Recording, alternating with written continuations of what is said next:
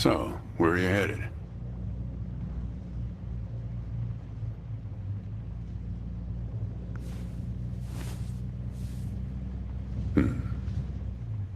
Not the talkative type, eh? That's okay.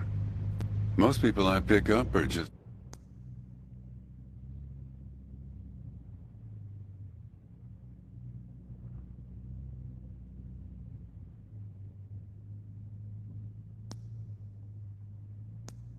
are just waiting for their turn to talk. Want a raisin? They're from my farm.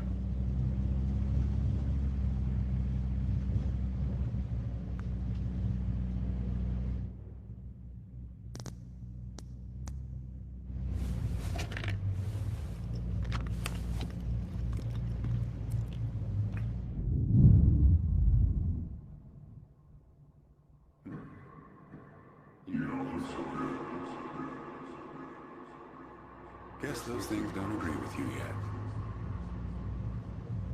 Strange. They're Thompson seedless. Good raisins. We still farm more of those in California than anywhere on Earth. You want to know the clearest evidence that reality isn't real? Raisins and grapes, man. They're the same thing, but they taste disgusting when eaten.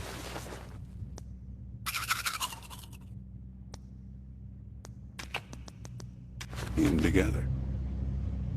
Obvious bug in the program there, right? Memory is a slippery thing. Think about when somebody asks you about this ride later, assuming you even know where you're going, and get someplace where somebody can ask you. Hey, how'd you get here anyway? They'll ask you. Oh, I hitched. And your brain will flash back for a second when you say this.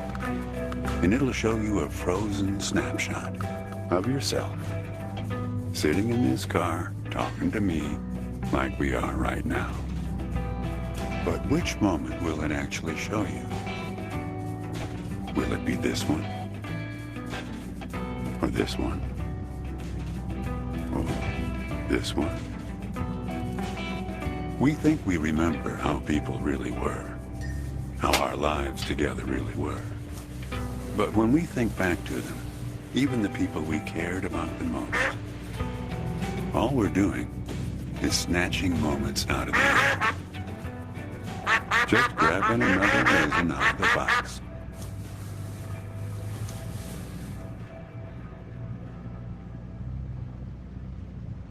My wife. She's dead now.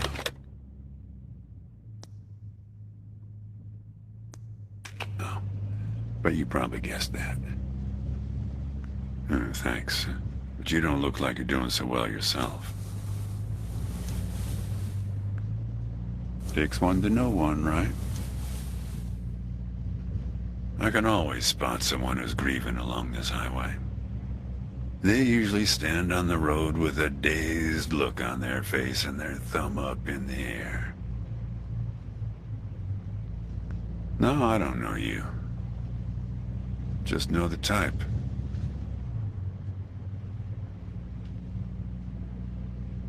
My wife. If I'm totally honest with you, I don't really remember what she looked like. Remember everything about her. Just not her face. Some people have faces that are easy to remember. Doesn't seem fair. Sure, it's not as easy as people think. I'll give you an example. You think you're present in the moment? You've been talking to me for a few minutes now. What color are my eyes?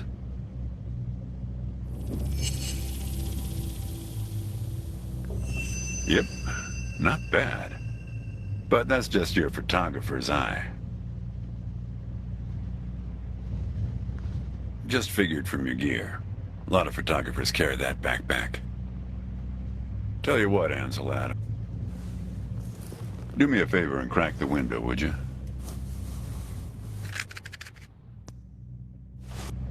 What you got there?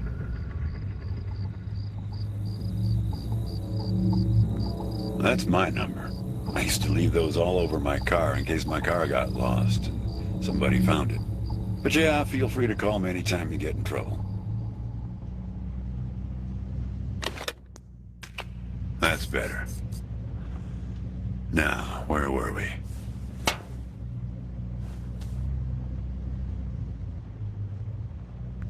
Yeah, fair number. But after a while, you start seeing the same few archetypes over. You got the numbnuts Kerouac fans. You got your autodidact blowhards. They'll talk your ears off. You get a lot of people from Cincinnati for some reason. You got your deadheads trying to get to some concert someplace. And then there's the water bottle person, always worrying that they're going to run out of water before they get where they're going. Still, you're the first hitcher I ever picked up who doesn't have a destination. Copernicus. Well, seems like the right name for a guy who's traveling the world without knowing where he's going. You just sit back, Copernicus, and invent a language where false statements are impossible.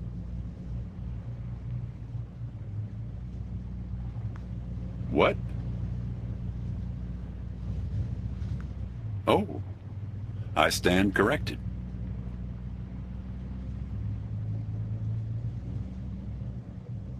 You know, when I was a kid, my brother and I used to drive our parents crazy on long drives like this.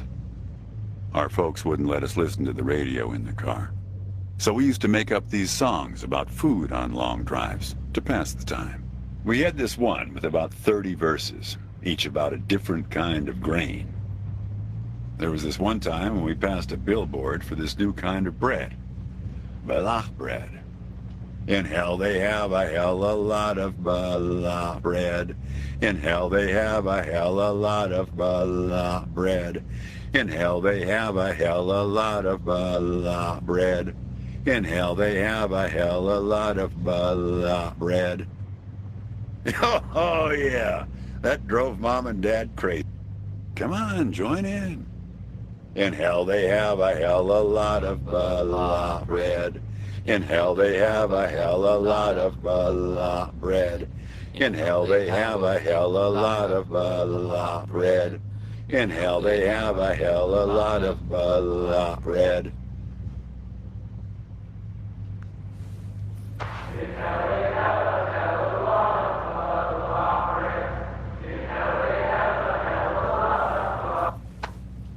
Actually, I'm beginning to understand my parents' perspective. Getting older is funny.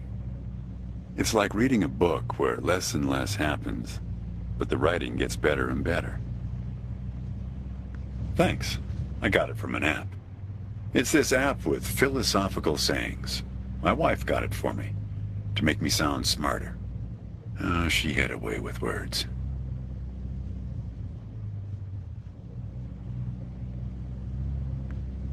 Yeah, well, that all sort of depends on which raisin you take out of the box, right? How you spin it. We were married for 37 years. People used to ask us how we managed, being married and all, working off the side of the road together, sharing a little trailer. The truth is, nobody knows if they're happily married. All they know is that it's the thing they've been doing every day for the last 37 years.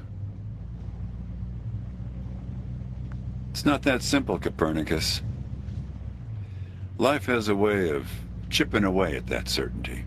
It'd be easier if you had a number assigned to you, a number from 1 to 100, printed on both your foreheads where you could always see it. It would arrive in the mail every year, right after you file taxes. Oh, we're a 71. That couple down the street, the Rosens, they're an 82 this year. Oh, I guess they have it a bit better than us. Some way of knowing.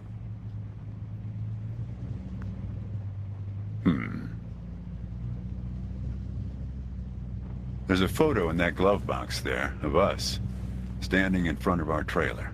It was in a magazine. One of those stories about vanishing farmers that always pulls heartstrings with the rest of the country. Well, I never opened the glove box myself. It's kind of a superstition of mine. But help yourself.